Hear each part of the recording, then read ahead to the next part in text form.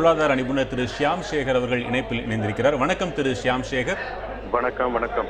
ஒரு திடீர் அறிவிப்பா இருக்குது. இதை எடுத்த உடனே பார்க்கும் பொழுது மக்களுக்கு இது ஒரு சிரமம் தருவதை போல தோன்றுகிறது. அப்படி இருக்குமா? இருக்காது.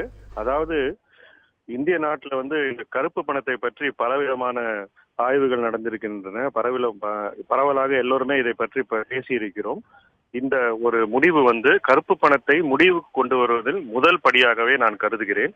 குறிப்பாக வெளிநாட்டில் இருந்த கருப்பு பணம் இந்தியாவிற்கு உள்ளே கடந்த ஒரு 3-4 ஆண்டுகளாக திரும்பி வந்திருக்கிறது. அந்த பணத்தை இந்த ஒரு சின்ன அறிவிப்பு முற்றுமாக ஒரு சிக்கலில் ஆழ்த்தி இருக்கிறது. குறிப்பாக அரசியல் சார்ந்த கருப்பு பணத்திற்கு இது ஒரு பெரிய சவால். பொருளாதார ரீதியாக இந்தியா வளர்வதற்கு இது ஒரு முதல் படின்னு நான் நினைக்கிறேன். ஏன்னா இந்த கருப்பு பணம் தான் நம்ம பொருளாதார வளர்ச்சிக்கு ஒரு பெரிய எதிரியாக இருந்திருக்கிறது. இந்த முடிவுடைய பரிணாமங்கள் போக போக தெரியும். ஆனால் இந்த முடிவு வரவேற்கத்தக்கது. குறிப்பாக நடுத்தர வர்க்கம், ஏழை வர்க்கம் யாருமே இதில் பாதிக்கப்பட மாட்டார்கள். யார் கருப்பு பணம் வைத்திருக்கிறார்களோ அவர்களுக்கு தான் இதிலிருந்து பாதிப்பு வரும் என்பதை நான் கருதுகிறேன்.